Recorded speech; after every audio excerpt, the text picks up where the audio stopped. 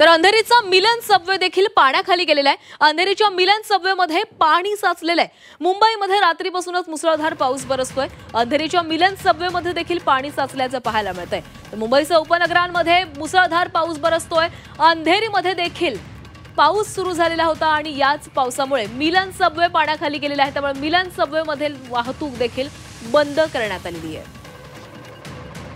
अंधेरीचा मिलन Subway पाण्याखाली गेलेला आहे। पश्चिम उपनगरांना देखील पावसानं झोडपून काढलेलं आहे। अंधेरीच्या मिलन सबवेमध्ये पाणी साचलेलं आहे। ही दृश्य आपण पाहतोय।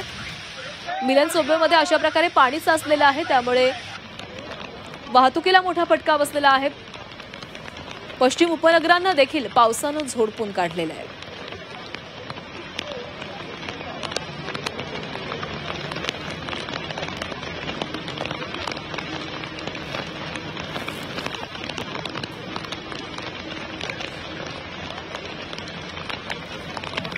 मुंबई शहरासह रात्रभर मुसळधार पाऊस सुरू आहे। रात्री 1 ते 4 वाजेपर्यंत झालेल्या पावसाची आकडेवारी काय आलेली आहे पाहूया।